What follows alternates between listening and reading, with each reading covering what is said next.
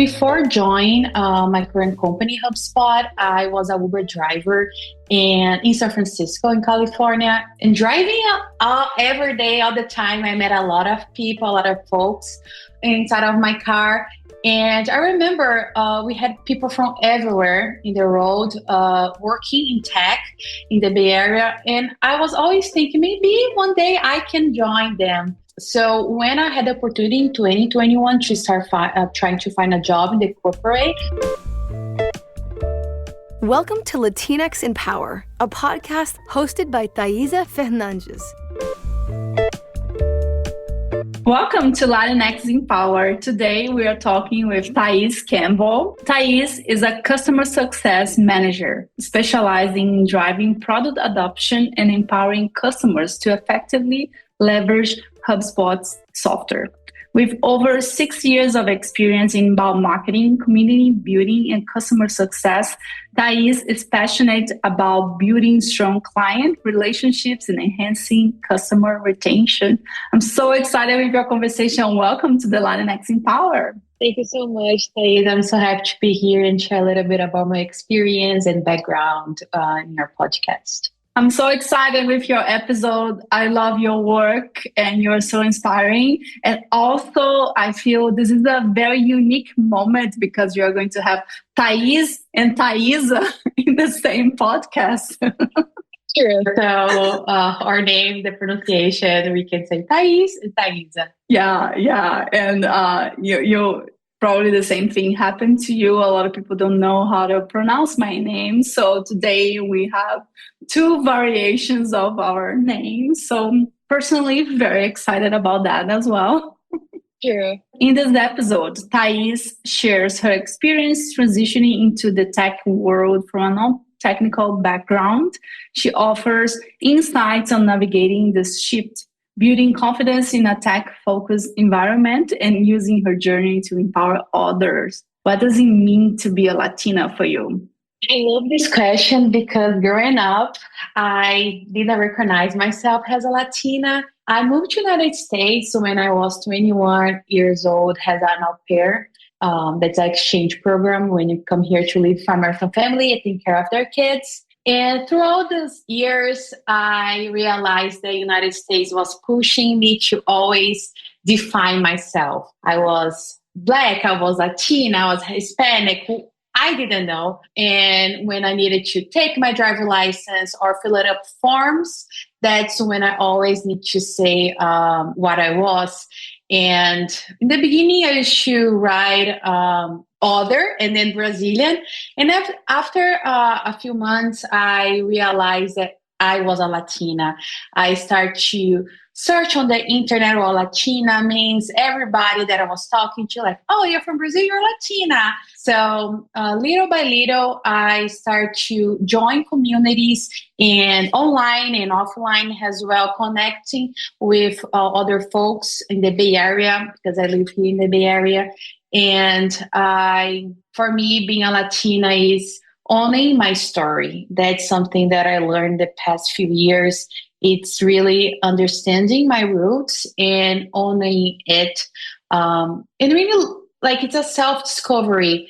I am Latina, I am Brazilian, I want to connect with my community. So it's just being a journey, and I love being a Latina. And of course, being here in our podcast, Latinx in Power, is such an important thing for our community. Incredible. Yeah, I love what you said.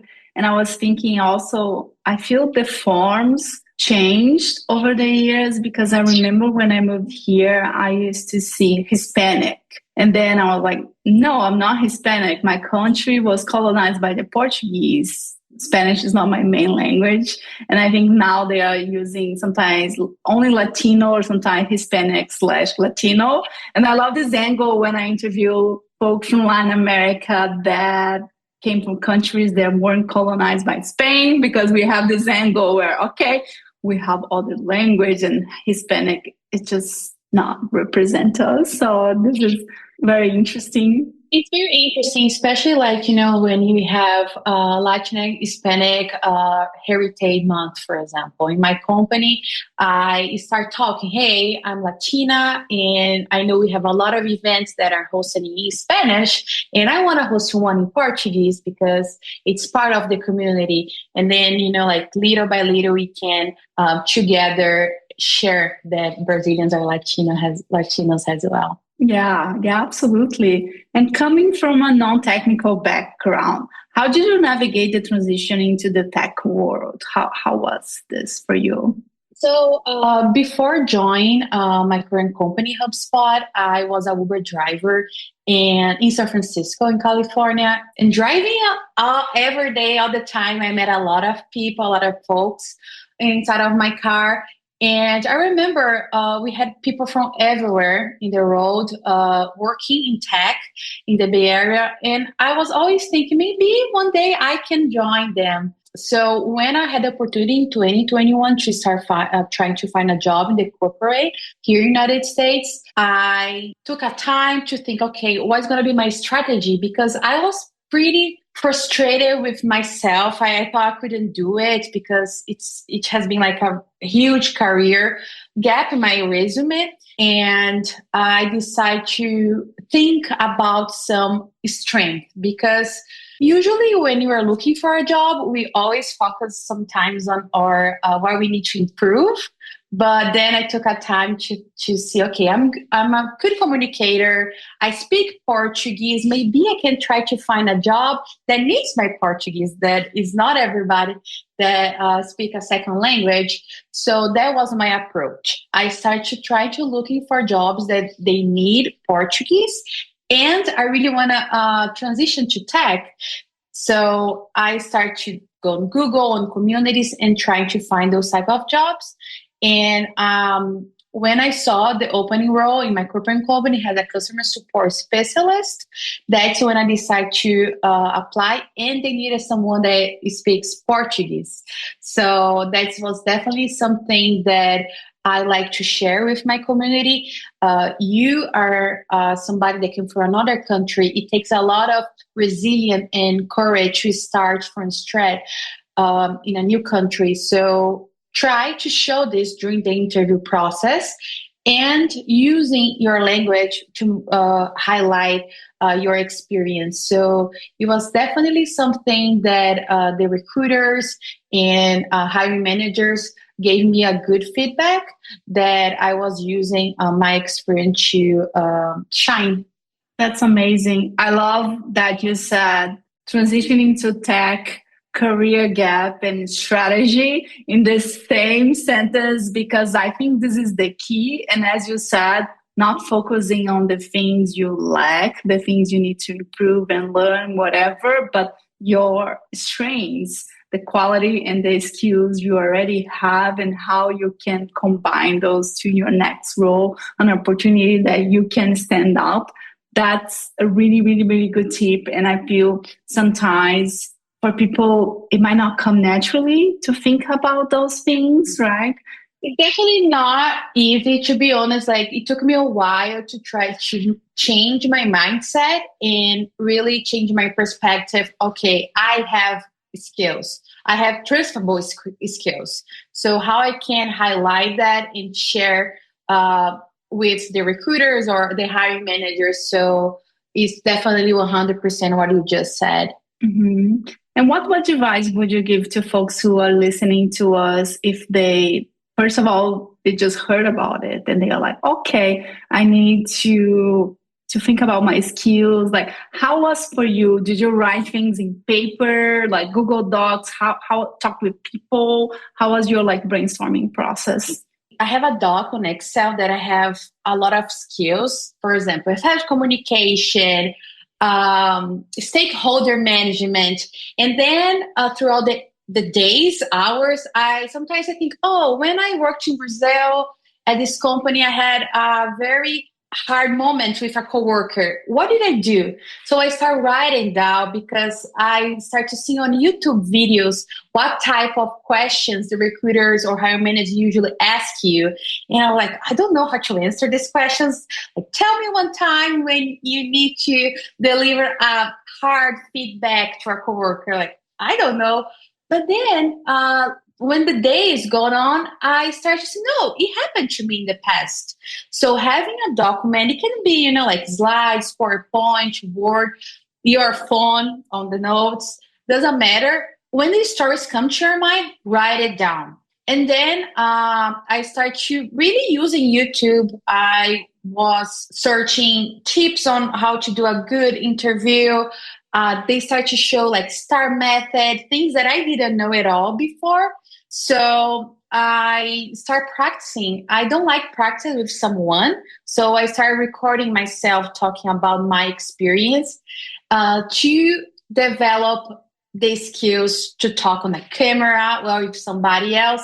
And sometimes I was like, wow, you wasn't good at all. Let me try again and keep doing it. So it was definitely like the internet helped me, and looking at my experience and documenting, because we forget. Sometimes, we are driving and like, oh, I need to do something at my day. And then you forget. The next day you're going to remember. So it's really keeping a document of your success and challenge, because during the interview, they ask you a lot about your challenge as well. Yeah, that's amazing. And I feel this process of writing down and reflecting, it helps you to remember some key information and better structure the way you are going to answer those questions. And I feel this is the key. And I think sometimes when we are not prepared, we might come out as all over the place, and it might be hard for the person who is interviewing you to even understand the whole situation.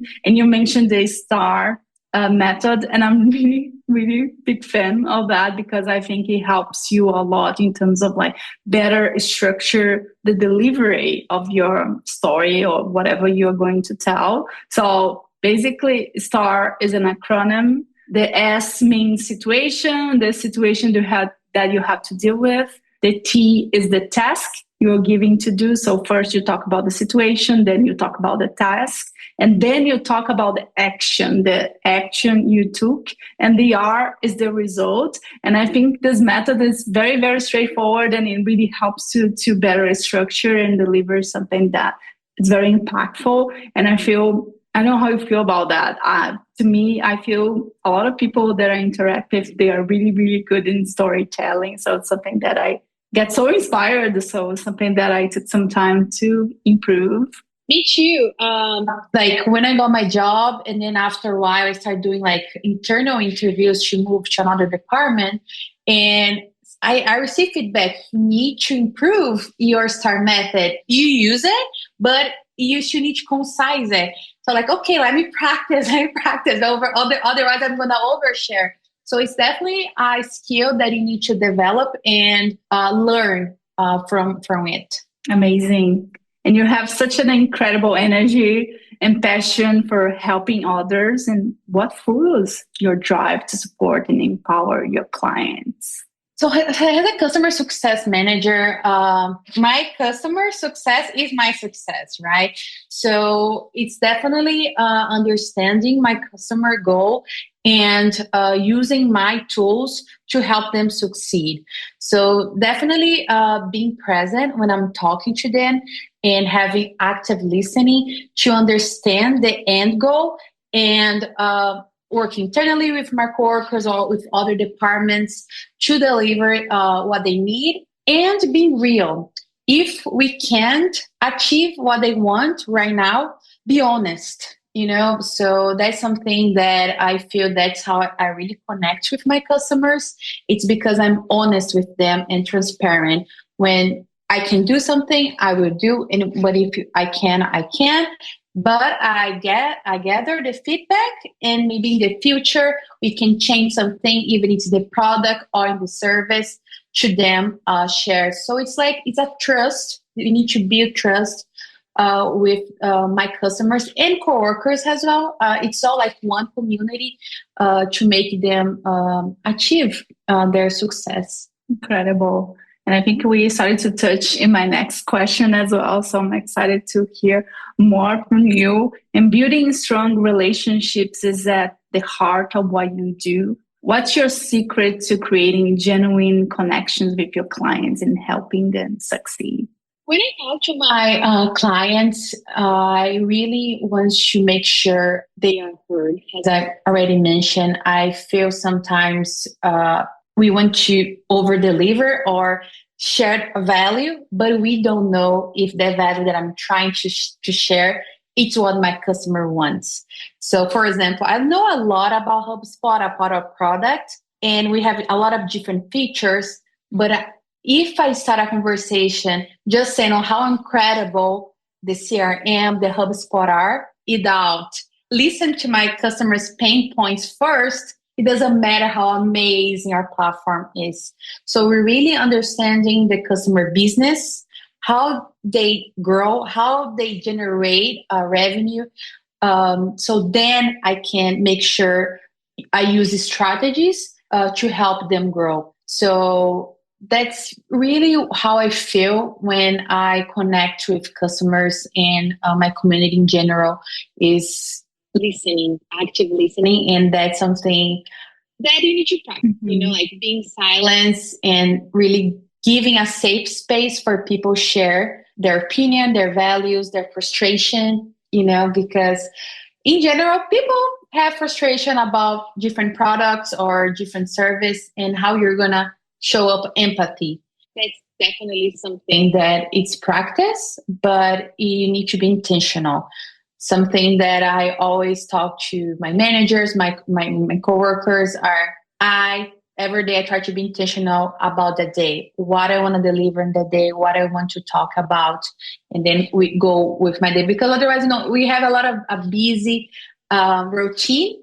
And if we are not intentional, things can just be more automatic. So that's definitely something that I use. I always have like a post-its everywhere to remind me what is important. Amazing. And I love that your answer can be applied basically anything we do, and it doesn't matter your role. So it can be applied to a lot of different things. So I love that. And it's just such an important thing to keep in mind.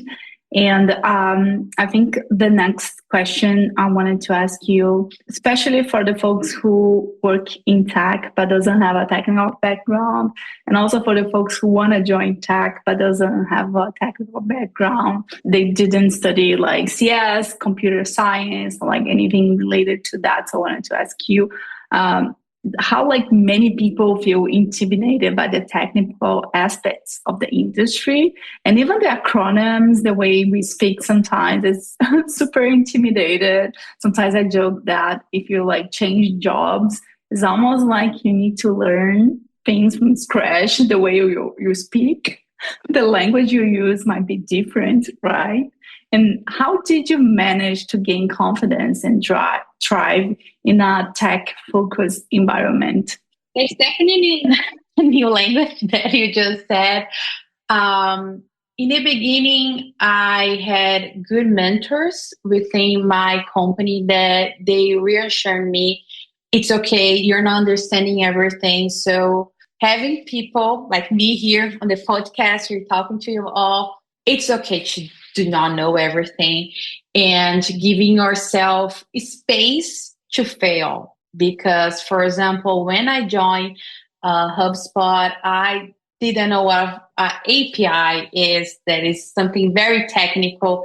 And I needed to talk about topics and technical topics many times until I really observe it and learn it. So it's definitely like a curve learning that is going to happen with you. And you need to remind yourself, I don't know this, I'm going to learn and I'm going to fail. I think especially like being a Latina in tech, I didn't want to show I was failing. I was like, I'm here. I was able to get the job. So now I'm going to be the best of the best of the best. But no, like, has anyone else, you're just starting a new role. Doesn't matter if you have so much experience or not. starting a new role is difficult in the beginning. So having a space and reminding myself it was okay to fail and then trying again was definitely something that I tell new hires when they join my team or other departments, because it's hard. And saving some space for you to go on YouTube or Google or communities. I really like LinkedIn communities or any general community. For example, I'm Latinos in customer success now, and there's a lot of people there that they share advice on how it is to be a Latino in customer success. And it really inspires me because I just started this new role and I can see the representation matters. So if you don't feel confident, maybe follow someone that looks like you, that have a similar background as you, and it's gonna give you a little bit more confident. Even it's a little bit more like they did it, maybe I can do it too. So so that's definitely something that I like to do, looking for people that look like me in places that I want to be. So that's a really good insight, because I feel sometimes at the company you work, you might not have a lot of representation in terms of folks from Latin America, and perhaps doing what you do, especially when you think about the numbers. I think in general we have like around 3% or less than 3% of folks from Latin America in tech, which is a very, very low number, but there's other communities out there. So that's a really, really good insight for folks to maybe look outside of your organization so you all can help each other. So that's a really good insight. Yeah, joining like communities outside of organization or even on LinkedIn was something that helped with my personal branding. I start to see that when I own my story and I share it, it's empowered people that I don't even know. There's people that reach out to me like, oh, I saw your post from 1 year ago about this topic and inspire me to start applying for jobs in tech, for example, or sharing my story on LinkedIn. That's something that you think, oh, who am I to share my story? But your story is valuable and your experience matters. That's something that I like to share with our Latinx community. Mm-hmm. Yeah, yeah. And this reminds me, I feel this is a very Latino thing, right? Who am I to talk about my work or my experience? Because we feel, oh, I just need to do the work because they are going to see the result and they're going to recognize me. And now I used to think like that. And now I'm like, okay, if I don't tell what I'm doing, how are they going to know, right? It's really hard to guess, and especially guess a lot of details, a lot of like interesting things they might be doing, because you might be working with a very specific group of individuals, or, you know, we have different interactions with people, right? So if you don't tell, how they're going to know? So this is a really good reminder. And another thing is have a doc with all your wins or challenges that you're having, not just to try to find a job in tech or in another industry. It's for your performance review, right? So you need to have a document with everything that you're doing, your impact. So when you're going to get a job, or if it's during your performance review with your manager, you have the power and the resources to discuss it. So that's definitely something very important too. Yeah, and don't rely in your memory only, because we forget things. We're busy and it's just like life, it's moving so fast. So I love that. And I love that you talked about LinkedIn. I mentioned to you last time we talked, and how I love to see your posts on LinkedIn, especially because you're always helping people. And I love the energy that you bring. And I know there's like a conscious effort to be kind and bring this energy, because I don't know, things are challenging in life. It's very challenging, I feel, especially now. So having someone, and I'm working with someone who brings this positivity in a way that is like very strategic as well. So it's amazing. I love to work with people like you, because I feel it helps me a lot and brings me a lot of energy back. I get so excited. Thank you so much. Yeah, there's definitely something that I talk with friends and coworkers that I know is not 100% has we say in Portuguese, flowers and happiness. But if you don't try to be a little bit more positive, unfortunately, there is a lot of reasons for us to be negative in the role right now. So I try to change this perspective a little bit. So I have a happier life. Yeah, love that. I love that. And I think a big component of the immigrant life is learning how to be yourself in a new country, in a new language. It's almost like you have two different personalities depending on the language you are speaking, which is very interesting. I think there's like research backing that up that says that people who are bilingual, their brain changes during this process. And wanted to ask you, what advice would you give to other professionals who want to bring more energy and passion into their roles while staying true to themselves? You definitely need to know who you are, right? And when I started looking for a job, that's when I hired a therapist, because I needed help mentally to put me in a place that I felt confidence in myself.